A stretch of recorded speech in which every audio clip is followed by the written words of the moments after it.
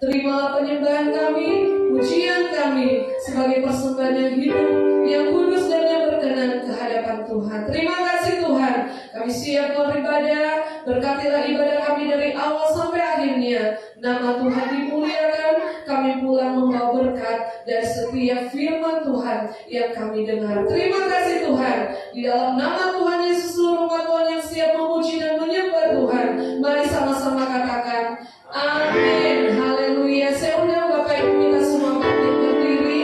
Haleluya.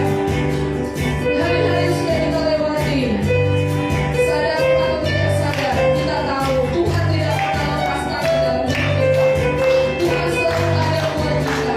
Teman di dalam saat-saat dalam suka maupun duka, Tuhan selalu menyertai hidup kita. Mari kita percaya Tuhan dari awal sampai akhir. Haleluya.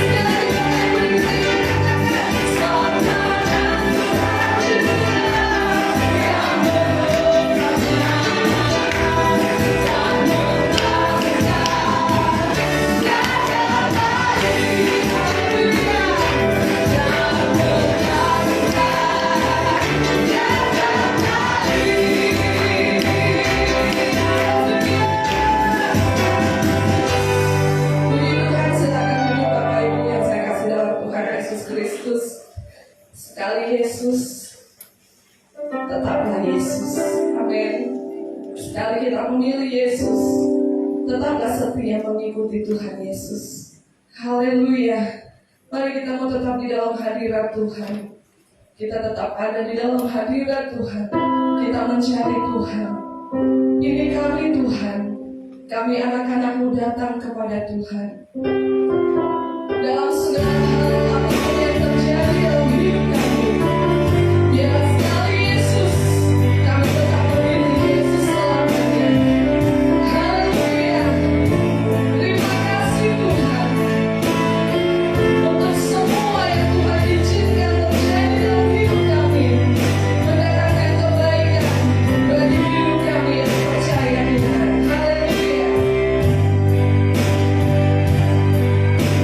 Dalam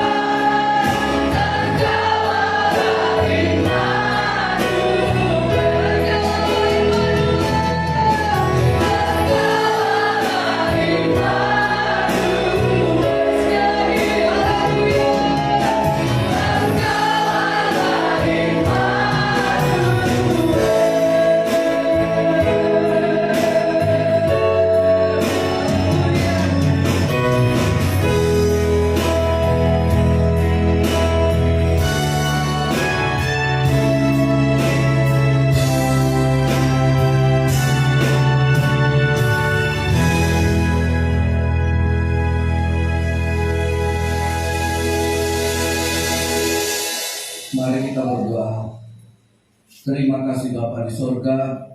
Terpujilah nama Allah Abraham, Ishak dan Yakub. Elohim Yahweh pencipta langit dan bumi. Engkaulah Allah kami yang hidup, Bapa kami yang kekal, Raja di atas segala raja, Tuhan kami yang berkuasa di bumi dan di sorga. Datanglah kerajaan-Mu Tuhan, curahkanlah Roh-Mu. Tuhan, Engkau yang memulihkan dan menyelamatkan kami. Tuhan, Engkau yang mengulurkan tangan-Mu untuk memperbaharui kami, ciptaan-Mu.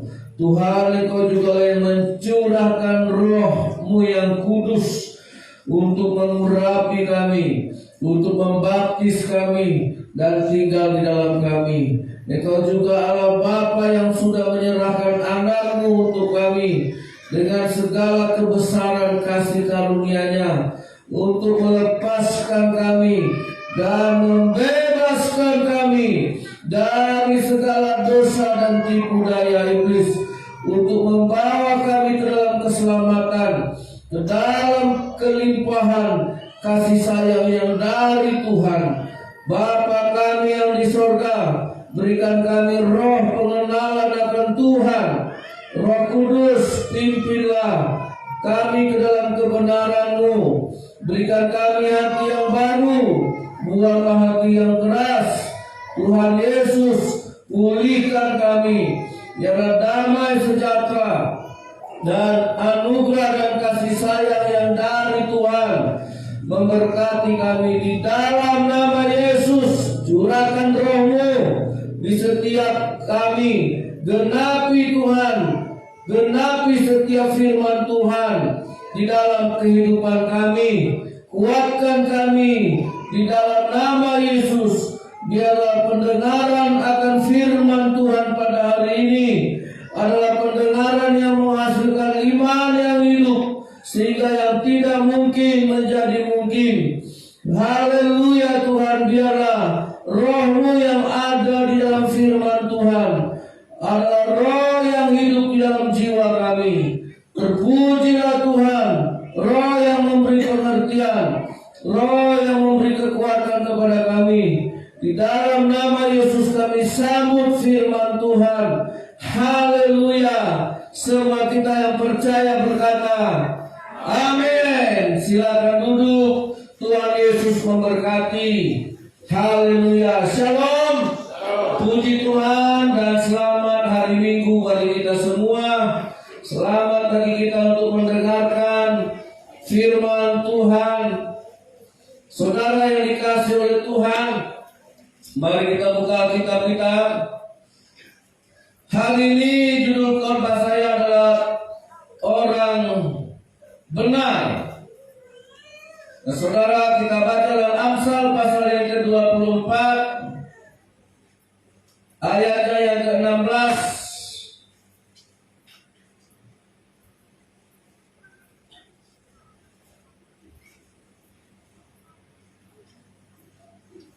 Amsal pasal 24 ayatnya yang ke-16. Kita akan baca firman Tuhan ini bersama-sama. Amin. Siap membacanya? Haleluya. 2, 3.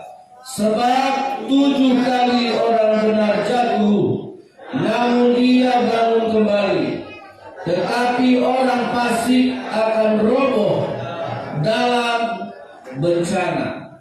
Nah, sekali lagi saudara, 7 kali orang benar jatuh, namun ia bangun kembali. Tetapi orang fasik akan roboh dalam bencana. Haleluya. Saudara yang dikasihi oleh Tuhan, hidup ini ada proses alamiahnya. Ya, ada proses. Tadi pagi sudah terjadi gempa di Yogyakarta. Ya, setiap kali bencana timbul, selalu ada yang hilang, ada yang tumbuh, ada orang kaya baru yang muncul, orang kaya lama hilang. Orang pejabat baru muncul, pejabat lama hilang. Nah, saudara, saya mau beritahukan hal ini kepada kita. Gereja atau firman Tuhan adalah akan memproduksi orang-orang benar. Gereja, dari rahim gereja harus lahir orang-orang benar. Tapi gereja sekarang banyak menceritakan tentang berkat, tentang keberhasilan, ya, sehingga luput dari pemikiran kita bahwa gereja sebaiknya dan sebenarnya adalah menghasilkan orang benar, bukan orang yang diberkati. Saya bukan anti orang diberkati. Nah, kemarin saya sudah jelaskan di doa pelayan. Diberkati, hidup tidak berkekurangan, hidup berkelimpahan. Itu adalah anugerah dan bonus dari Tuhan. Saudara, nah, karena sudah seringkali kita bercerita tentang berkat, maka kebanyakan orang Kristen pulang dari gereja hanya ingin diberkati. Nah, kalau kita bicara tentang ayat ini, saudara, ayat ini ditulis oleh Salomo. Sebab 7 kali orang benar jatuh. Nah, pertanyaannya, kenapa orang benar? Anggapan kita orang benar itu dijauhkan dari pencobaan, ya kan? Anggapan kita orang benar itu dijauhkan dari masalah. Namanya orang benar. Anggapan kita orang benar itu anak emasnya Tuhan, atau anak kesayangannya Tuhan. Ya, oh, sehingga dijaga Tuhan kemari, dijaga Tuhan, tidak ada yang mengusik, tidak ada yang mengganggu, ekonomi lancar, sekolah lancar, kesehatan baik-baik saja. Nggak ada yang mengganggu, nggak ada yang mengusik, hidup aman, ekonomi meningkat, kesehatan baik, keluarga baik, semua bertumbuh dan tidak ada masalah, tidak ada gangguan yang berarti. Nah, saudara, itu anggapan kita. Padahal anggapan Tuhan juga tidak begitu. Orang benar itu 7 kali dia jatuh, 7 kali dia bangun. Berarti ada apa dengan orang benar? Ada ujian. Berarti ada apa dengan orang benar? Dia orang yang siap menghadapi ujian, orang yang siap menghadapi tantangan, orang yang siap menghadapi kesulitan, orang yang siap menghadapi risiko. Saudara, ada pandangan orang benar, kekuatan harus lebih kuat, kekuatan harus lebih besar daripada kegagalan. Nah, kalau gereja hanya menghasilkan orang benar ketika dia mendapat masalah, dia minta Tuhan mengusir masalahnya. Dan dia bilang begini, Tuhan, Engkau lebih besar daripada masalahku. Tetapi kalau orang benar melihat masalah, saudara, ya, dia akan seperti Raja Wali. Dia akan terbang lebih tinggi lagi daripada masalahnya, daripada angin. Dia akan lebih tinggi lagi terbang mengatasi badai.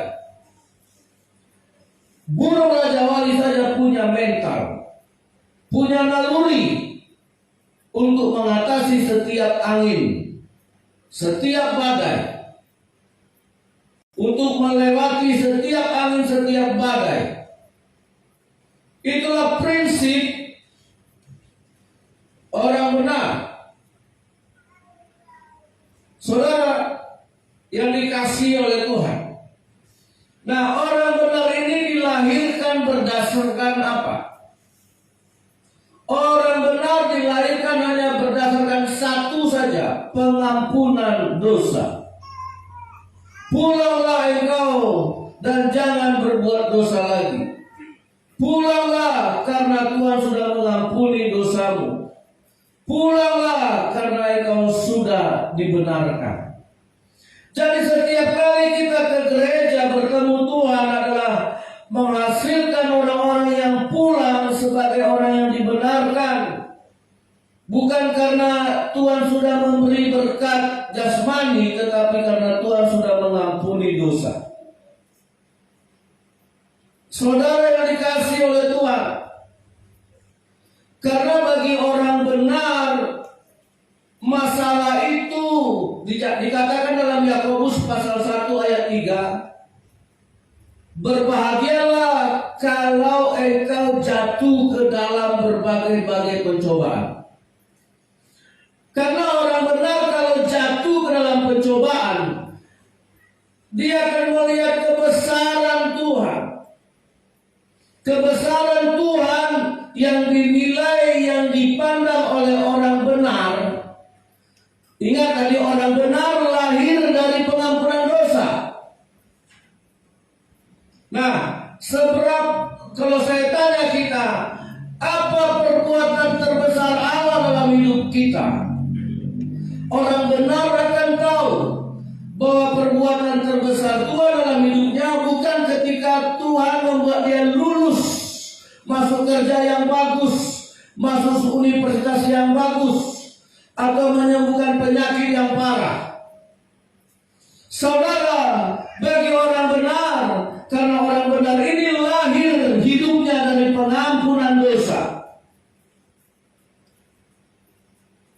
dia akan melihat pengampunan itulah yang terlebih besar karya Tuhan. Ketika Yesus membuat 5 roti dan 2 ikan untuk 5.000 orang, itu tidak beberapa lama. Yesus hanya mengucap syukur, memecah-mecahkan roti, jadi mujizat.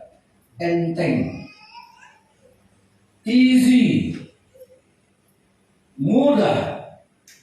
Waktu Yesus menghidupkan Lazarus yang sudah 4 hari dikubur, apa kata Yesus? Lazarus, bangunlah. Easy, mudah. Hanya sekali Yesus bilang, Lazarus bangun. Lebih susah seorang ibu membangunkan anaknya pagi hari daripada Yesus membangunkan Lazarus dari kematiannya.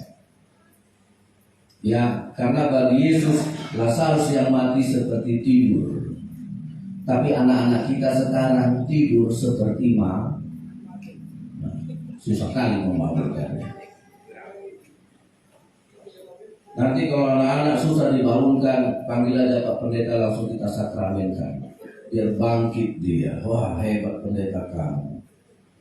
Anakku tidak bangun-bangun, begitu pendeta datang bangun. Iya. Jadi saudara, waktu Yesus menghardik angin topan badai yang sedang bergelora masuk ke perahu, sekali saja Yesus menghardik angin topan dan badai reda. Easy. Kalau orang Kristen menganggap itu perkara yang besar, makanya orang Kristen belum dilahirkan sebagai orang benar. Dia hanya pengen diberkati. Dia hanya pengen mujizat saja. Nah, bagi orang benar yang tersungkur di pintu bait suci, dia melihat pengampunan Yesus. Ketika Yesus mau mengampuni dosa saudara, sampailah Yesus pada puncak karya agungnya. Dia akan mengampuni dosa kita.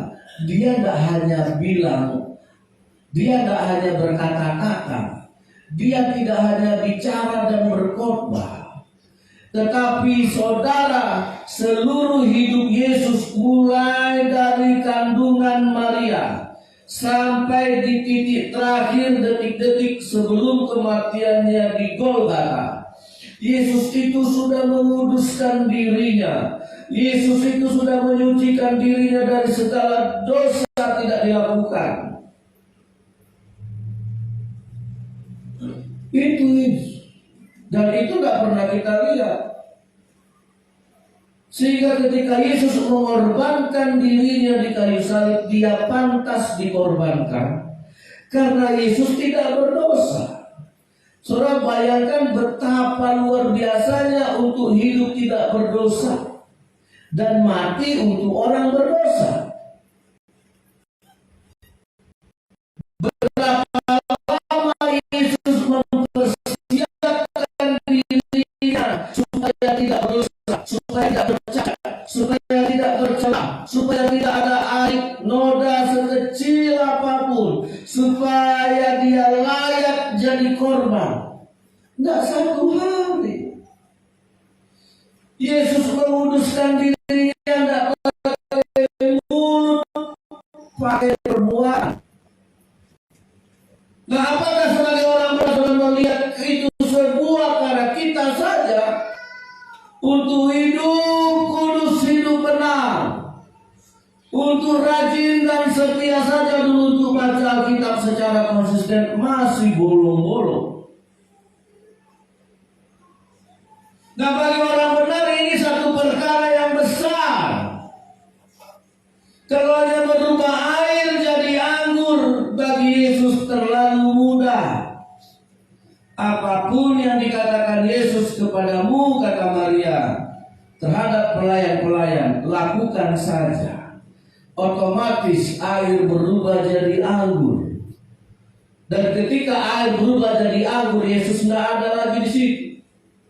Terlalu mudah. Jadi ketika Yesus berhadapan dengan dosa manusia, dia harus menyerahkan nyawanya. Dia harus disalib dari jam 9 pagi. Terpasanglah Yesus di kayu salib. Terpakulah Yesus di puncak salib sampai jam 6 petang. Jadi bagi orang benar, karya Yesus mengampuni dosa itu karya yang besar. Itu perbuatan yang besar.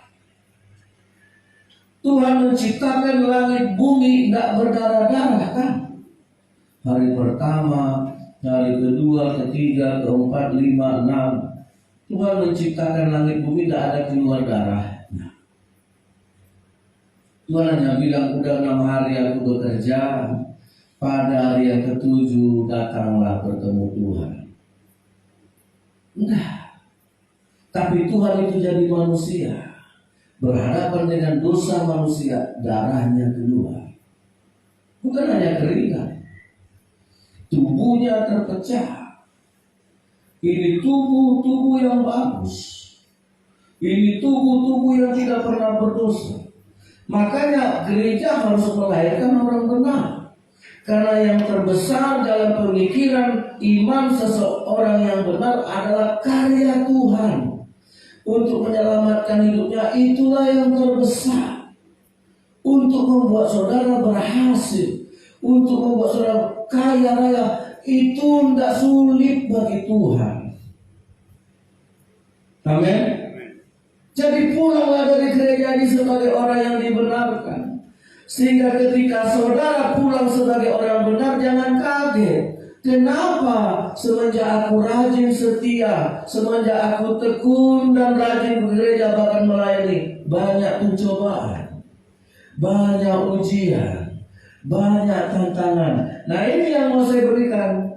Karena saudara orang benar. Amin. Orang benar itu diuji 7 kali, dia bangun 7 kali. Walaupun gempa datang tidak melenyapkan. Nah, jadi kalau jangan alergi dengan kata pencobaan, karena kita sudah berdamai dengan pencobaan. Ya, saya bawa kita ke dalam Ishak. Ini dalam Kejadian pasal 26. Kita baca satu persatu, saudara. Sebenarnya banyak contohnya. Kejadian pasal 26. Oke, ini dalam satu pasal saja. Masalahnya yang kita mau lihat ayat 1. maka timbullah kelaparan di negeri itu. Ini bukan kelaparan yang pertama yang telah terjadi dalam zaman Abraham. Sebab itu Ishak pergi ke Gerar kepada Abimelek raja orang Filistin. Apa masalah yang pertama? Kelaparan.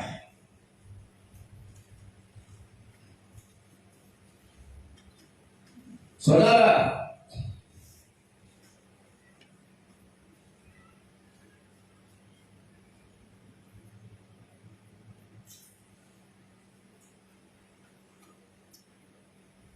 ayat yang ke-8. Nah, ini pencobaan yang kedua. Ayat ke-8. Ketika orang-orang di tempat itu bertanya tentang istrinya, istri Ishak. Ini masih dalam satu pasal. Berkatalah Ishak, dia saudaraku. Sebab ia takut mengatakan ia istriku. Karena pikirnya jangan-jangan aku dibunuh oleh penduduk tempat ini karena Ribka, sebab elok parasnya. Setelah beberapa lama ia ada di sana, pada satu kali menjenguklah Abimelek. Yang kedua, saudara, di negeri pengasingan dia takut mengakui Ribka itu istrinya. Itu masalah, karena istrinya cantik. Ya. Ada untuk bapak-bapak yang takut istrinya ke pasar karena cantik, nggak usah lapor ke pasar, mak. Banyak yang godain kau nanti. Aku takut, aku adalah yang ke pasar. Nah, masalah. Amin, ibu-ibu. Oh, enggak, ibu-ibu. Karena nanti kalau ibu-ibu nggak ke pasar, berarti nggak dikasih uang belanja. Jangan-jangan gara-gara itu nggak amin. Diborong sama bapak-bapak. Itu masalah pertama, sehingga dia takut mengakui istrinya. Nah, saudara, ya, nah, ayat yang berikutnya, ini masih dalam satu pasal, baru dua masalah, ya kan?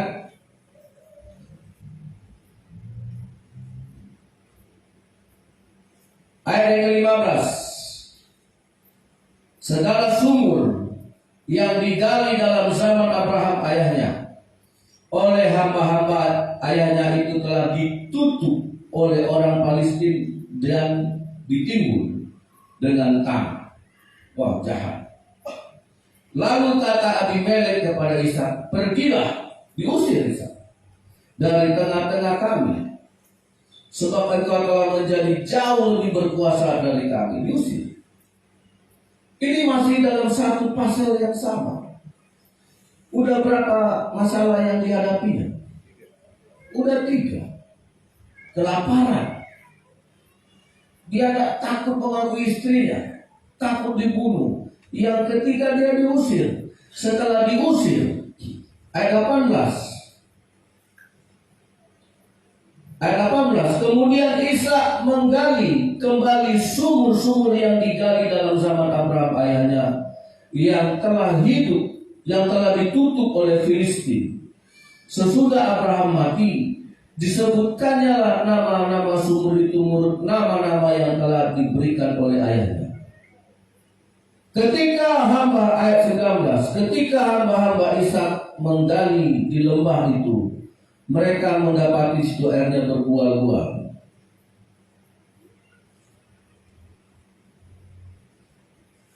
Yuk saya terus ya. Nah, lanjut ayat 20. Lalu bertengkarlah para gembala Gerar dan para gembala Ishak. Kata mereka, air ini kepunyaan kami. Dan Ishak menamai sumur itu Esek, karena mereka bertengkar dengan dia di sana. Kemudian mereka menggali sumur lain, dan mereka bertengkar juga tentang itu, maka Ishak menamai sumur itu Sitna. Ayat 22, ia pindah dari situ dan menggali lagi sumur yang lain, tetapi tentang sumur itu mereka tidak bertengkar. Sudah diusir. Kemudian Ishak pergi menggali sumur yang sudah ditutup digali lagi. Sudah digali lagi, apa kata orang? Sumurnya sumurmu, airnya air kami. Gali lagi, diambil lagi. Ya saya ingat dulu waktu tahun berapa itu yang orang-orang beli tanah di sekitar Johan. Sawit-sawit kalian, tanah-tanah kami. Karena kita pendatang. Nah Isa juga begitu. Digali, diambil. Digali, diambil. Digali, diambil. Sampai orang itu tidak ngambil lagi. Itulah orang benar itu. Amin. Ya, seorang pikir udah digali, diambil orang, udah dikasih sama Isa, dosa kita bertengkar. Pindah lagi dia, gali lagi. Datang orang setempat, orang sekampung, ambil lagi. Isa pindah lagi, gali lagi.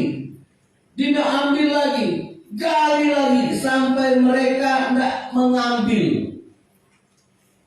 Orang benar jatuh 7 kali, dia bangun 7 kali. Amin. Ini mental orang benar, tidak merendah Tuhan. Inilah Isa. Siapa bapak Isa? Yakub, Abraham. Abraham melahirkan Isa dengan perjanjian. Kelaparan dihadapi Isa. Tuhan bilang jangan kau pergi ke Mesir. Dia tidak pergi. Dia bertahan di Mesir, di Gerar. Dia berusaha situ sehingga dia kaya raya. Karena dia kaya, dia diusir. Begitu diusir, dia takut mengakui istrinya, takut dibunuh. Saudara, digalinya sumur diambil, digalinya sumur diambil, digalinya sumur diambil, digalinya sumur tidak diambil orang. Berarti ini milikku. Orang benar jatuh 7 kali, dia akan bangun 7 kali. Orang benar kalau diuji, imannya akan semakin tekun, bukan berhenti. Amin. Saudara, gereja harus melahirkan orang seperti ini, sehingga apapun pencobaan datang, kita tidak lenyap. Tidak lenyap. Seperti yang dikatakan pengkhotbah, silih berganti. Zaman ini muncul orang ini, besok datang pencobaan lenyap. Muncul lagi orang kaya baru, datang pencobaan lenyap. Tapi apa kata Tuhan tentang orang benar? Jadi saudara, diberkatilah kita sebagai orang benar. Amin. Iya, kalau kita mau diberkati, biarlah Tuhan memberkati hidupku sebagai orang benar. Jangan minta diberkati karena minta belas kasihan. Gereja harus melahirkan orang benar. Dan kita tidak boleh alergi bicara tentang kebenaran. Ya, orang benar ditegur akan menjadi bijak, kata Amsal. Tegurlah orang benar, maka dia akan menjadi bijaksana. Amin. Bukan menjadi sakit hati dan menjauh. Kalau saudara ditegur, sakit hati terus menjauh, gagal. Berarti Tuhan tidak melahirkan saudara sebagai orang benar. Orang benar ditegur, dia akan menjadi bijak. Ya, tapi kalau ditegur menjadi marah, ditegur menjauh dan sakit hati, berarti saudara belum dilahirkan dari rahim yang benar. Ya, saudara, kalau saudara benci kepada teguran, di dalam Yakobus ini saja dikatakan, saudara. Ayo, Yakobus pasal yang pertama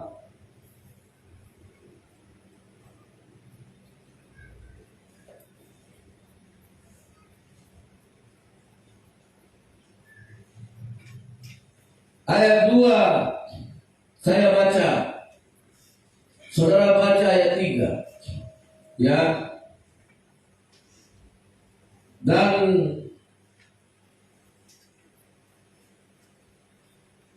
sampai ayat 4. Saudara-saudaraku, anggaplah sebagai suatu kebahagiaan apabila kamu jatuh ke dalam berbagai-bagai pencobaan.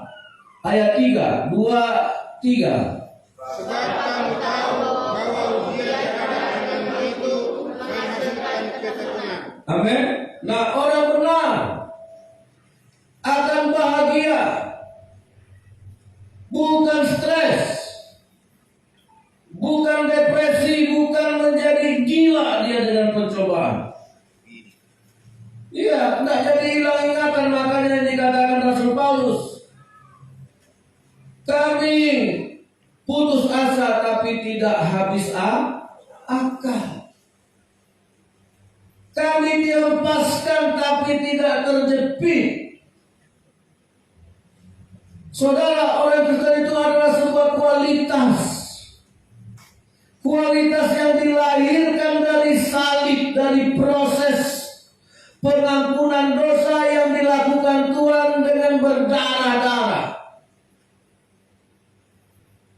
Ya, seharusnya orang benar itu tahu ketika Tuhan mengampuni dosa kita, dia tidak berfirman, dia jadikan hidupnya korban, dia mesti tergantung di salib dari jam 9 pagi sampai jam 6 sore.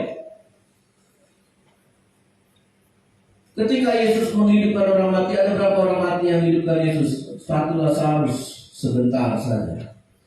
Lazarus bangun dia. Kemudian anak Imam Yairus, kepala rumah ibadah. Yesus hanya berkata, talitakum, dia bangun. Kemudian anak janda di kota Nain yang berjumpa berselisih dengan Yesus di perjalanan. Dia lihat ibu janda ini menangis mengantar anaknya hendak dikubur. Dibangkitkan oleh Yesus di tengah perjalanan. Tidak susah. Saudara, tapi ketika Yesus mau membereskan dosa kita, dia mau mengampuni dosa kita, dia mesti gantung dirinya di salib dari jam 6, dari jam 9 sampai jam 6. Dengan segala siksa. Nah, kalau kita memang orang yang dilahirkan sebagai orang benar, lahir dari pengampunan dosa, itulah karya terbesar Tuhan. Itulah perbuatan besar Tuhan dalam hidup kita. Segala sesuatu dilakukan Tuhan dengan berfirman jadi. Air jadi anggur jadi. Lumpuh berjalan jadi. Ada orang yang lumpuh di kolam Bethesda selama 38 tahun. Sedetik itu juga Tuhan bilang berjalan, dia berjalan jadi. Makanya apakah saudara-saudara dilahirkan sebagai orang benar berdasarkan pengampunan dosa sebagai karya terbesar Tuhan, sehingga saudara yang dikasih oleh Tuhan, ya, bahwa Allah lebih besar dari apapun masalah kita. Karena masalah yang terbesar sebenarnya adalah membereskan dosa kita. Itulah masalah yang sesungguhnya. Kalau itu sudah selesai, maka semua masalah akan selesai. Amin. Ya. Itu makanya ayat ini berkata, saudara-saudara, anggaplah sebagai satu kebahagiaan apabila kamu terjatuh dalam berbagai-bagai pencobaan. Sebab kamu tahu bahwa ujian terhadap imanmu menghasilkan ketekunan. Udah punya iman, diuji lagi. Bagaimana yang tidak punya iman? Saudara tahu, orang punya iman diuji. Orang yang tidak punya iman, apa? Dia tidak pernah minta diuji, dia minta dijauhkan. Nah itu ciri-ciri, maaf ya saudara, tidak punya iman. Dia minta Tuhan jauhkan semua, pinggirkan semua. Tuhan jauhkan semua. Abraham punya iman, punya. Diuji Tuhan, diuji. Abraham semakin diuji Tuhan, semakin dekat dia sama Tuhan. Ishak, tadi saya sudah katakan, ada masalah, diuji Tuhan, diuji. Semakin diuji Tuhan, semakin dia dekat kepada Tuhan. Saudara, gereja Tuhan, imanmu ketika diuji harus menghasilkan ketekunan. Iya, iman itu diuji hasilnya ketekunan, kesungguhan. Oh, yang tadinya masih jauh semakin dekat kepada Tuhan. Makanya saudara, itulah cara Tuhan mendidik kita. Ada yang keliru dengan kita kadang-kadang. Ya, anak-anak sekarang dimarahin, pergi, ngambek, lari, jauh. Anak-anak sekarang nggak bisa dimarahi. Kalau dimarahi dia tambah lari, tambah jauh. Salah. Kalau iman yang benar, mari semakin dekat. Itu ya. Amin. Selalu ikut yang benar atau yang tidak benar. Nah, ada salah satu kecenderungan kita diuji, dimarahi, tambah jauh. Kalau anak Tuhan, kalau orang benar diuji, dapat masalah, dapat tantangan, tambah dekat. Amin. Ya, slow aja. Ini yang benar, yang mau saya kasih tahu. Nah sekarang kalau saya tanya, saudara di gereja mau diberkati atau mau dibenarkan? Halo, ayo jawab. Di gereja mau diberkati atau mau dibenarkan? Walaupun tidak diberkati tidak apa-apa. Nah jawab dulu, nanti saya kasih tahu jawabannya. Yang dua-duanya berarti perlu baca ayat yang kelima, keempat. Berarti saudara sepikir dengan Tuhan pasti baca. Seolah-olah terpisah antara berkat dengan orang benar. Iya kan? Ini dibenarkan, miskinlah kau, susahlah kau. Baca ayat 4. Ya.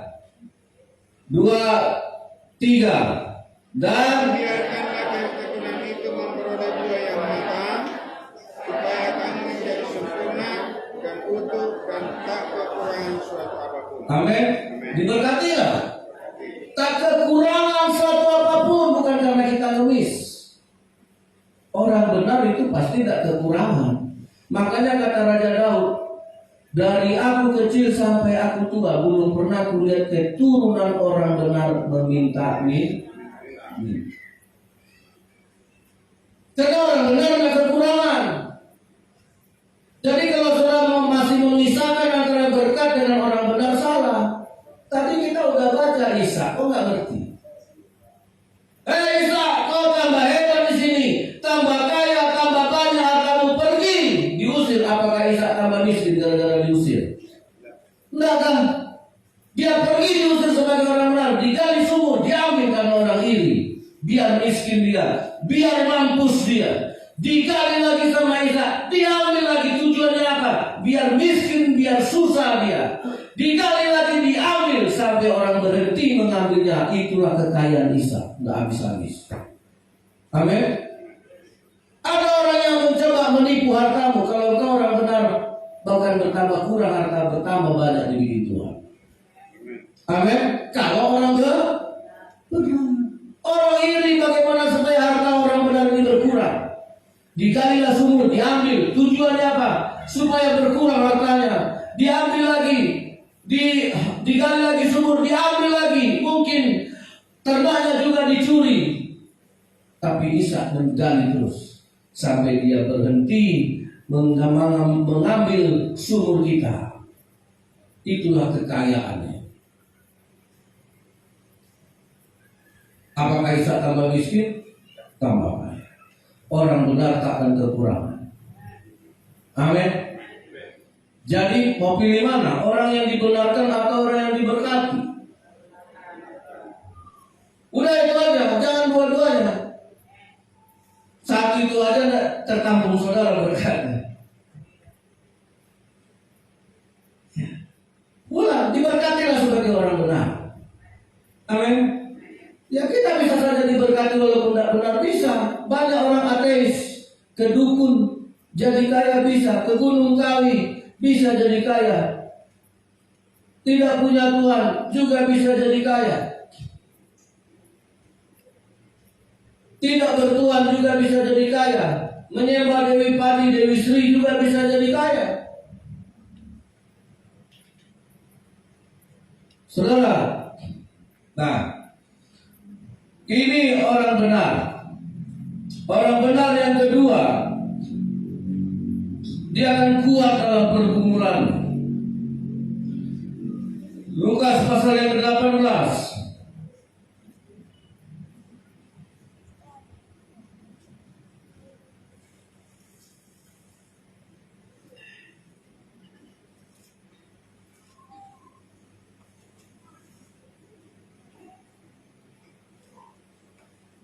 Lukas, sebentar Bapak Ibu ya.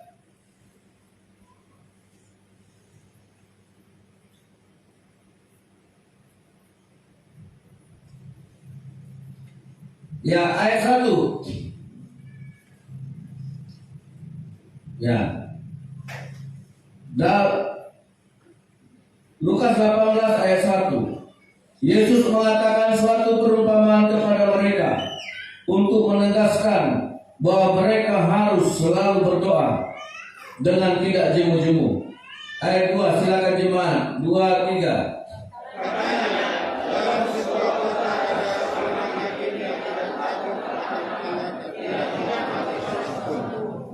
Dan di kota itu ada seorang janda yang selalu datang kepada hakim itu dan berkata, belalah aku terhadap lawanku. Beberapa waktu lamanya hakim itu menolak. Tetapi kemudian dia berkata dalam hatinya, walaupun aku tidak takut akan Allah dan tidak menghormati seorang pun, namun karena janda ini menyusahkan aku, baiklah aku membenarkan dia, supaya jangan terus saja ia datang dan akhirnya menyerang aku. Ayo, ayat 2, 3. kata Tuhan, camkanlah apa yang dikatakan hakim itu. Nah, ayat 7 sama-sama kita baca. 2, 3. Tidakkah Allah akan membenarkan orang-orang pilihannya yang siang malam berseru kepadanya, dan adakah ia mengulur-ulur waktu sebelum menolong mereka? Camkanlah, kata Tuhan, tidakkah Allah akan membenarkan orang-orang pilihannya yang siang malam berseru, konsisten. Amin. Iya, jadilah orang Kristen yang setia, yang konsisten, sampai kita melihat mujizat demi mujizat terjadi. Amin. Sama dengan Ishak, konsisten, digali sumur diambil, digali sumur diambil, gali terus. Sampai kapan? Sampai orang itu tidak ngambil lagi. Konsisten. Amin. Dan jangan berhenti, saudara. Makanya orang benar itu jatuh 7 kali, dia bangkit 7 kali.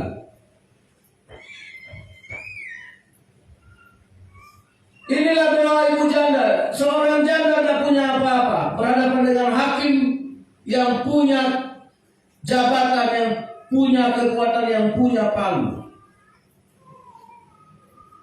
Saya pernah diskusi dengan ibu hakim karena cerita-cerita. Dia sempat bilang sama saya begini, kadang-kadang hakim ini menjatuhkan vonis, kadang-kadang lagi punya masalah, kadang-kadang dia lagi gak enak, punya sakit hati, kadang-kadang dia juga manusia punya benci. Persis pula mungkin dengan terdakwa, mungkin persis pula wajahnya, Mungkin persis pula kadang-kadang mau itu dijatuhkannya ponis suka-suka dia, ditambahkannya lebih dalam lagi. Ya saya maklum karena itu manusia.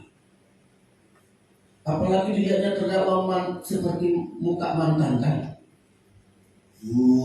Sakit hati pula bisa mantan. Pas pula terdakwa mirip kali mantan yang pernah menyakitinya. Dibalaskannya ke situ. Misalnya gitu. Sebenarnya kan nggak boleh. Tapi manusia. Itu manusia. Itu bisa terjadi, bisa. Sakit hati, marah. Di penjara itu ada yang 18 tahun, saudara. Dengan perkara yang sama orang hanya 6 tahun, 7 tahun. Apa? Pelecehan seksual terhadap anak di bawah umur. Kok aku kena 18 tahun? Mungkin lagi marah. Ya, lagi kesal. Si Anu 6 tahun. Si Anu semua ditanyainya yang di penjara. Yang satu blok dengan dia, yang satu kasus yang melakukan pelecehan terhadap anak-anak. Kau berapa? 6. Kau berapa? 7. Kau berapa? Cuma aku yang 12 tahun. Saudara yang dikasih oleh Tuhan, itu dunia. Nah, ibu janda ini berhadapan dengan hakim yang lalim, yang gak takut sama manusia, gak takut sama siapapun, sama Tuhan pun dia gak takut. Bisa diubah. Karena apa? Ada seorang yang konsisten, terus menerus berdoa sampai mujizat terjadi, sampai perubahan terjadi. Amin. Bukankah Tuhan akan membenarkan orang-orang pilihan yang siang malam berseru kepada Tuhan? Jangan malas. Yang jangan menjauh dari Tuhan. Siang malam dia datang kepada Tuhan. Siang malam dia berlutut di hadapan Tuhan. Siang malam dia mengakui Tuhan belum jawab. Tuhan hakim itu belum jawab. Dia datang terus siang malam. Itulah orang benar. Amin. Bukankah Tuhan akan membenarkan? Karena orang benar 7 kali dijatuhkan, 7 kali juga dia bangun. Amin. Ya mungkin kita dijatuhkan, difitnah, dijelekkan. Bangunlah. Amin. Jangan balas kejahatan dengan kejahatan. Oh Tuhan, aku kan tidak salah. Orang benar jatuh 7 kali, dia akan bangun 7 kali. Bencana apapun, tetap orang benar akan bangkit. Tuhan Yesus memberkati. Haleluya.